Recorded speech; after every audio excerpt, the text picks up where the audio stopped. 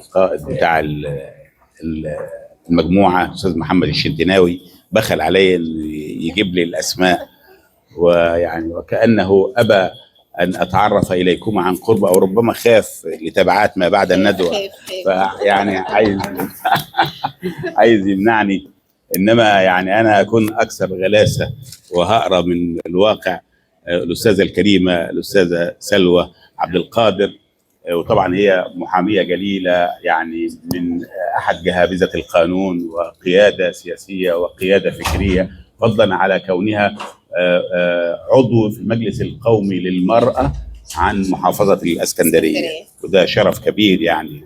وعندنا كمان الاستاذه الفاضله ميري فايز، استاذتنا الجليله اللي بتشرفنا النهارده، وقياده من قيادات محافظه الاسكندريه، استاذتنا الجليله الدكتوره منى، ويعني هي اخت استاذنا الكريم الدكتور نبيل علقمي اللي احنا اتعلمنا منه السياسه واحنا كنا لسه يعني بنبحث في ضروب الحياه.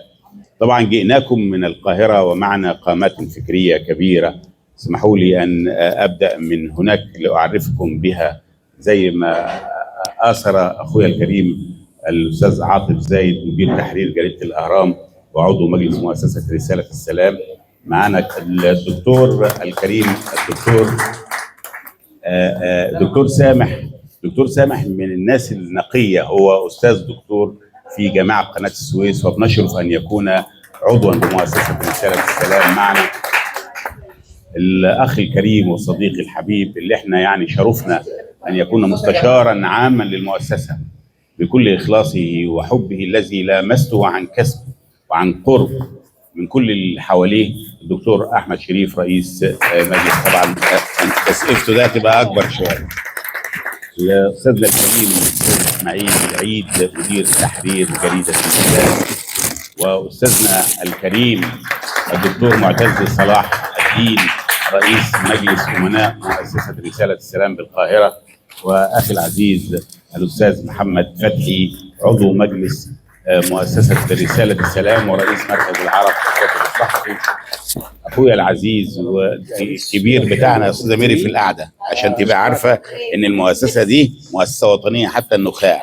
كبيرنا اللي بيدينا المصروف كل شهر الدكتور جرجس عوض الامين العام لمؤسسه رساله السلام، خلي بالك يعني. وبعدين من حلمه واخلاقه هو اللي قعدني مكانه، المفروض ان هو طبعا معانا المفكر الكبير والاستاذ الجميل الاستاذ احمد شعبان اللي منور الدنيا، واللي يعني اسرى بفكره الكثير لمؤسسه رساله السلام، والدؤوب والحريص على ان هو يعني يتحدث بكل اخلاص واجتهاد لاعضاء المؤسسه للدفع دائما نحو اقرار الحق والخير والسلام. النهارده احنا طبعا في وسط الفضليات الكريمات اللي شرفنا بلقائهن الان مع صحبه وزمره من الرجال، بنتكلم في موضوع في غايه الاهميه، موضوع اطل بقبح وجهه على العالم العربي اجمالا، وهو فكره الطلاق اللي دمرت البيوت وخربتها، فكره الطلاق اللي كانت نتائجها كارثيه على اولادنا، فكره الطلاق اللي خلقت قنابل موقوته في الشوارع، اولاد تركوا هباء منثورا للشوارع، وتحكم فيهم واخذهم المجرمون على كل المستويات، سواء الذين يفخخون العقول فاستخدموهم كقنابل موقوته يفجروا ويدمروا، او حتى الذين يستخدمونهم في الترويج للمخدرات وكل ما يؤذي الناس على اعتبار ان لا قيمه لهم ولا وزن، او حتى الذين يستخدمونهم في اقصى من هذا وكقطع غيار ياخذوا منهم اعضاء. ده في كل البلدان، انا لا اتحدث عن وطن بعينه يعني. ويمكن الاشكاليه دي تحديدا أرقت مؤسسه رساله السلام العالميه، وأرقت مؤسسها وكاتبها ورئيسها الاعلى الاستاذ علي محمد الشرفاء الحمادي، وعشان كده كتب عده مقالات كبيره جدا تحت هذا العنوان: العلاقات الزوجيه وبناء الاسره. كتب مجموعه كبيره جدا جدا من المقالات، وانتهى الحال الى كتابه الرائع اللي اجمع عليه كل العالم، وهو كتاب الطلاق يهدد امن المجتمع. والكتاب مرجعيه الاستاذ علي في هذا الكتاب والقران الكريم.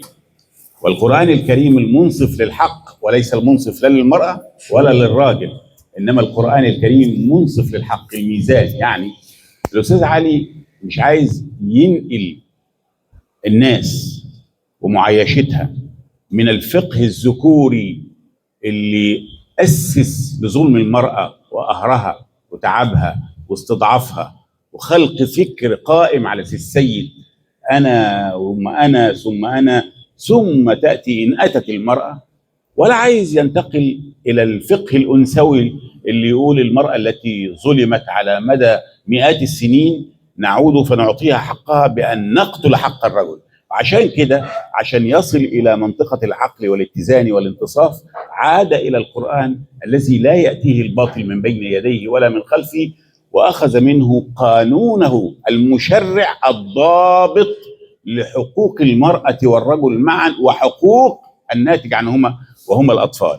إزاي نتجوز، إزاي نتعامل، إزاي نعيش، إزاي إذا اختلفنا نتطلق، إزاي بعد الطلاق نتعامل مع بعضنا. وعشان كده عمل حاجة اسمها الميثاق الغليظ أو عقد النكاح. في نهاية الكتاب اللي قدام حضرتك كده هتجد عقد. الأستاذ علي ما بيقولكش إن العقد ده ملزم عليك كأبناء مصر، لأن هو لما عمل العقد ما عملوش لأبناء دولة، هو الراجل مقر فأمر بالعرف. فكل القانون القرآني بيقول فأمر بالعرف، فهو عارف إن كل وطن له أعرافه المجتمع توافق عليها، فبيقول لك اعمل عقد يتفق مع عرف المجتمع وصيغه بما يضمن الضابط الحق، وهو ألا يظلم أحد من الطرفين. فالعقد ده احنا عايزين نعمله ونديله كل المقبلين على الزواج، كل اللي داخل مقبل على الزواج يبقى واخد العقد ده. استاذتنا واستاذ القانون هي ادرى مني بهذا، وما يوقعش على وثيقه من 3 4 ورقات ويجي المأذون يقول لها قولوا له زوجتك، تقول لك زوجتني، وفي الاخر يفضل يهين فيها ويعذب فيها، او هي تقعد تلوه في خلقته وتدمر له حياته، وفي النهايه المآل يعود الى ان الاثنين يكرهوا بعض، وما تبقاش النهايات اخلاق، تبقى النهايات فضائح. عشان كده الاستاذ علي لما كتب هذا العقد قال ان ندي كل مقبل على الزواج عقد من عقد الزواج يقعد يقراه، والبنت تقراه، ويقعدوا هما الاثنين بشهود اوليائهما معا، اهل الزوجه واهل الزوج، يقعدوا يقروا العقد عشان كل واحد يتدارس هذا العقد ويعرف ما له وما عليه، ويقر هذا العقد في المحاكم. اللي يخالف شرع بندا من بنود هذا العقد ما نقعدش ندخله في خلاط المحاكم والاهانه، ورايح وجاي وقاعد، وفي الاخر يتوه الاطفال. فيعني الغايه والهدف اللي بنى عليها الاستاذ علي فكرته في هذا العقد، ان العقد ده مش مجرد ورقه كل واحد ياخدها يقراها، انما قال لابد ان احنا نعمل دورات تدريبيه. والدورات التدريبيه دي ما تبقاش دورات تدريبيه زي بتاعت الحكومه، ان اجيب الناس ونقعد نهزر ونضحك وبعدين نمشي ناخد شهاده. لا، دورات تدريبيه قائمه على الحق، يدرس فيها نخب من رجال السيكولوجي والاجتماع والقانون والدين والفهم والفكر، يقعدوا يتناقشوا مع المقبلين على الزواج، يقولوا له انت داخل بيت جديد بتبنيه، وانت داخله بيت جديد بتبنيه. العلاقات الاسريه القائمه على الود اللي ربنا قاله والموده والرحمه هي دي اللي هتبني مجتمع كامل الاستقرار وكامل الاستدامه. انما العلاقات القائمه على التوتر، القائمه على الارهاق، القائمه على الخوف، القائمه على الترقب، القائمه على ان كل واحد متربص بالاخر، دي علاقات عمرها بيبقى يعني قصير، ومهما اعتقد البعض انه طال. حتى وان استمر الزوجين هتجد ان في كثير من الحالات عايشين تحت سقف واحد، بس الاثنين صامتين، اسمه الزواج الاخرس.